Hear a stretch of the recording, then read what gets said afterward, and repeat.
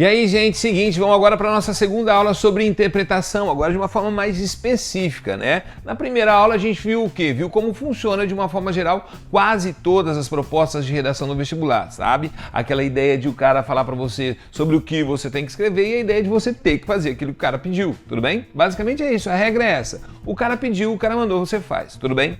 Só que como isso acontece no Enem? Cara, isso é muito diferente de vestibular para vestibular. No Enem ela funciona assim, eu tenho 3 partes que constituem a proposta de redação do Enem, beleza? A primeira parte que eu tenho, que constitui essa proposta de redação, ela se chama comando, tá? Quando você vê a folha de redação, geralmente no Enem a folha de redação é uma página, né? É uma página inteira, a proposta de redação. E aquela primeira parte que vem ali em cima, a gente chama de comando. O que vem a ser esse comando? São as ordens que os caras vão dar para você sobre o que você tem que fazer. É muito importante que você grife, que você anote isso em qualquer vestibular que você for fazer.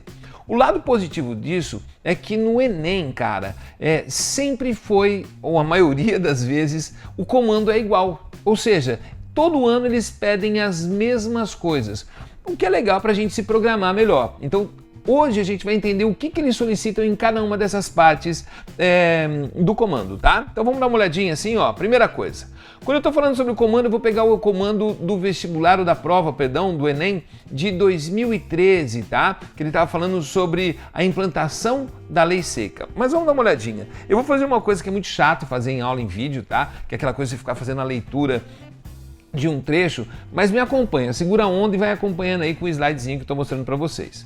A partir da leitura dos textos motivadores seguintes e com base nos conhecimentos construídos ao longo da sua formação, redija um texto dissertativo argumentativo na modalidade escrita formal da língua portuguesa sobre o tema Efeitos da implantação da lei seca no Brasil, apresentando proposta de intervenção que respeite os direitos humanos. Selecione, organize e relacione de forma coerente e coesa argumentos e fatos para a defesa do seu ponto de vista. Vamos fazer o seguinte agora? Vamos ler parte a parte, tá? Parte a parte para saber o que eles querem da gente. Primeira parte que eu tenho é a partir da leitura dos textos motivadores seguintes. Então, você já identificou o seguinte, que o cara quer que você leia os textos motivadores. Ou seja, você não pode pular esses textos motivadores. Você deve se inspirar nesses textos motivadores. Segunda coisinha, e com base nos conhecimentos construídos ao longo da sua formação. Ou seja, ele não quer somente os textos motivadores, ele quer também que você demonstre qual é o seu repertório, ou seja, o que você traz de bagagem cultural, do que você aprendeu na vida, do que você aprendeu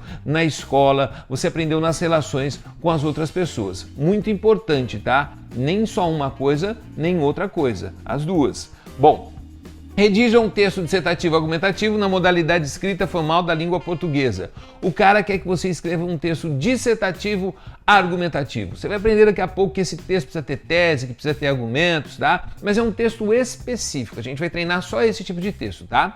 Na modalidade escrita da língua portuguesa, quer dizer que ele quer que você domine a norma culta da língua portuguesa. Não vai cometer erros, né, cara? Aqueles erros graves de língua portuguesa, tá? Tem que tomar cuidado com isso também. Sobre o tema, aí ele faz a apresentação do tema. A apresentação do tema, no caso, era efeitos da implantação da lei seca no Brasil. Ele quer que você se posicione a respeito deste assunto. A gente vai aprender daqui a pouquinho que essa parte de conteúdo, efeitos da implantação da lei seca no Brasil, ela pode ser dividida em 2 partes, em assunto e em tema, mas daqui a pouco a gente fala sobre isso.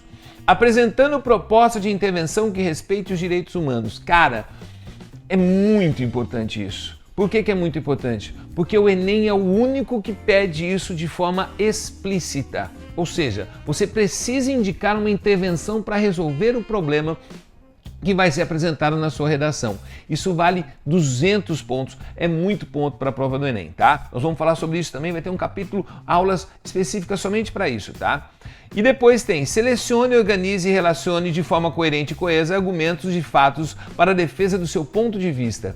Cara, o que quer dizer isso? Quer dizer que você, quando for fazer a sua redação, ela precisa estar organizada, com introdução, desenvolvimento, conclusão, e a gente vai ter um capítulo para isso também, tá? Ou seja, a gente já sabe que eles vão pedir isso para vocês sempre. E na próxima prova que você vai fazer do Enem, vai ser da mesma forma, tá? Então, quais são as conclusões que a gente chega a respeito disso? Primeiro, que eu posso e devo considerar o texto de apoio, mas não devo copiá-lo. Isso é muito importante, tá? Devo usar conhecimentos meus além do que a coletânea me dá. Ou seja, eu preciso trazer informações, análises minhas. Devo redigir um texto dissertativo utilizando a norma culta da língua portuguesa. Um texto com opinião, um texto com argumentação, respeitando as normas gramaticais.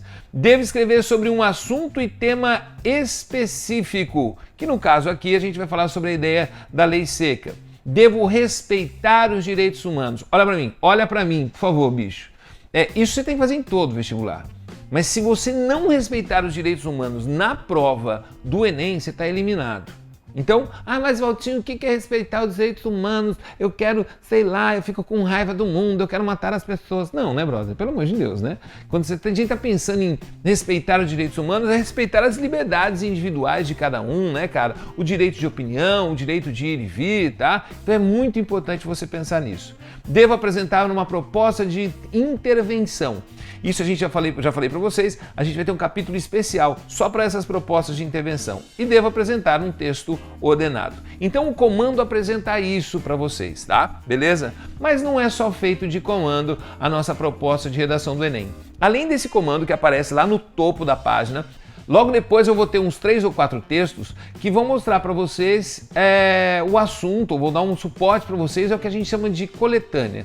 Na verdade tem gente que fica em dúvida, Valtinho, eu uso coletânea, não uso coletânea? Bom, a proposta lá já disse que você tem que usar. Mas para que serve essa coletânea? Cara, ela serve como um norteador para você. Algo assim, eu não sei o que falar sobre esse assunto, então o Enem foi lá e te deu um texto, geralmente um texto informativo, para que você, a partir dessas informações, consiga montar a sua redação, tudo bem? É muito importante que você não copie partes disso. Mas quando a gente estiver falando sobre estruturação do texto, você vai entender isso melhor, tá? E a última parte que eu tenho é a parte chamada instruções, tá?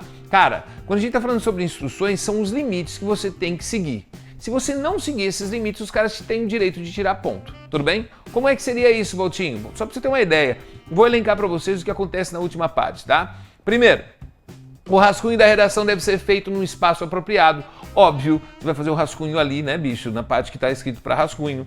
O texto definitivo deve ser escrito à tinta na folha própria em até 30 linhas. Se você ultrapassar esse número de linhas, eles não vão corrigir essa redação, além porque você não seguiu, né, o que foi solicitado.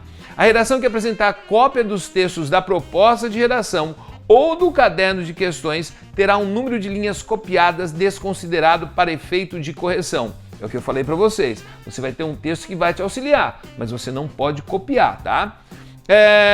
Vai receber 0, ou seja, você não vai receber 0 porque você não vai fazer isso. Conseguiu entender? Vamos lá, ó. Primeiro, tiver até 7 linhas escritas sendo considerada insuficiente. Mesmo porque, brother, de boa, né, cara? 7 linhas não é redação, né? É bilhete, né, cara? Pelo amor de Deus, né? Ou seja, a sua redação tem que ter no mínimo 25 linhas e a gente vai conseguir fazer isso muito bem. Fugir ao tema ou não atender o tipo dissertativo argumentativo. Por isso vai ser importante daqui a pouco a gente fazer a decodificação dessa proposta de redação. Apresentar a proposta de redação que desrespeite os direitos humanos, já falei isso para você, e apresentar parte de texto deliberadamente desconectada com o tema proposto. Como, por exemplo, o hino do Parmeira que os caras colocaram ali na redação, tá? Isso nem faça gracinha, tá? Você está pensando em uma vaga na universidade, cara. Então faça com seriedade essa redação. Tudo bem? Beleza? Bom, então o que a gente aprendeu nessa parte da aula, tá? Nessa segunda aula que nós tivemos sobre interpretação? Que o Enem tem uma proposta peculiar e essa proposta dela é dividida em 3 partes. A primeira parte eu chamo de comando, a segunda parte eu chamo de coletânea e a terceira parte eu chamo de instruções. Tudo que o cara solicitar para eu fazer, eu vou fazer. Simples assim. Pediu de tal forma, vou fazer de tal forma. Tudo bem? Beleza? Só que para cada uma dessas partes eu preciso tomar uma postura específica e é o que a gente vai aprender agora na nossa terceira aula de interpretação. Interpretar corretamente o que eu devo falar e como eu devo falar. Tudo bem? Beleza? Espero que você esteja entendendo. É só me acompanhar no próximo vídeo. É isso aí.